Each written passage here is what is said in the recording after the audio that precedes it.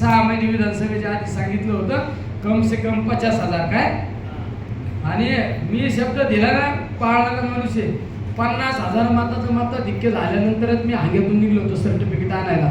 मला बाकीचे बरेच जण म्हणायचे चल ना, नाही मी नाही येणार. 50,000च्या आत जर मताधिक्य आलं ना तर सर्टिफिकेट तुम्हीच आणा म्हणून मी नाही येणार.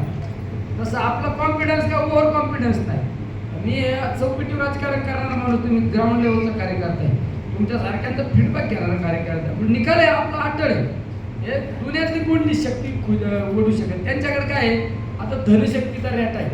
त्यांना वाटतं धनशक्ती विरोधात जनशक्ती. आता धनशक्ती तुम्हाला एक सांगणार इतिहास आहे, ज्यावेळेस धनशक्तीच्या विरोधात जनशक्तीचा एक संघटितपणा होतो ना, त्यावेळेस परिवर्तन हे अटळ असतं. काय परिवर्तन हे अटळ असतं. या निवडणुकीत परिवर्तन अटळ आहे. पण माझं एक काय म्हणणं आहे, आता प्रत्येक तालुक्यात स्पर्धा लागलेली.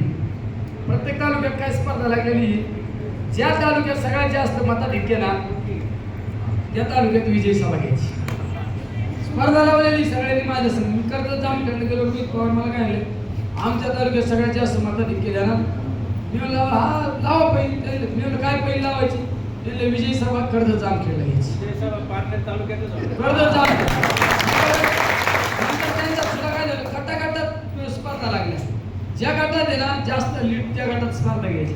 श्रीमंतवाल्या आम्ही सगळ्यात जास्त लीड झाल्यावर आमच्याकडे विजय सभा घ्यायची. शेवगा पातळीवाले पण म्हणले सगळीकडे.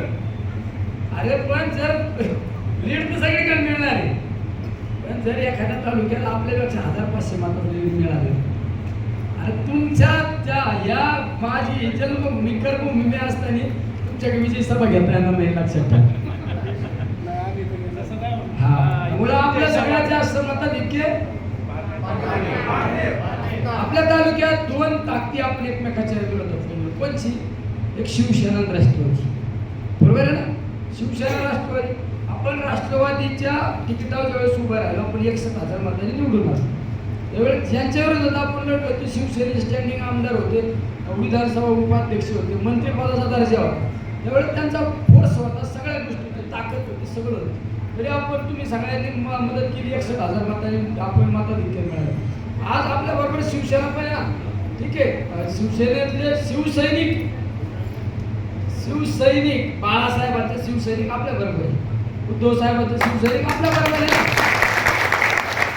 फक्त ज्यांनी कसं असतं, एखाद्या मांजराने वाघाचे पांघरुण अंगावर झुल घेतली म्हणजे तो वाघ होत नाही. ज्यांच्या अंगात खरी शिवसेना आहे ती शिवसेना आज आपल्या बरोबर आहे. त्यामुळे आपल्याला मताधिक्य सगळ्यात जास्त मताधिक्य भेटायला माझ्या माहितीनुसार काय अडचण नाही. म्हणजे कुणी काही म्हणू द्या, कमीत कमी विरोधक आहे ना 30% राहिले पाहिजे. 30% राहिले पाहिजे. हे फक्त मी म्हणून नाही जमणार. उलट आहे ना, मला तुमच्याकडून या अपेक्षा होती का तुम्ही सांगायला पाहिजे होतं, हे तू काय येऊ नको तिकडे, पण बाकी तालुके आम्ही आमचं बघू. पण त्या मायाला तुम्हीच मला सांगितलं मी तुला 2 दिवस हिंडावं लागेल. अरे मी खरंच तुम्हाला खोटं नाही सांगत.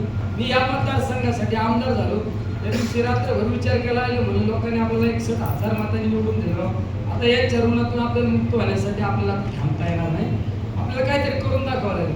तुम्हाला समाधान वाटतं असं काम करून दिले का नाही. आता सांगा इतर कुठले कुठले लोक मी सांगतो.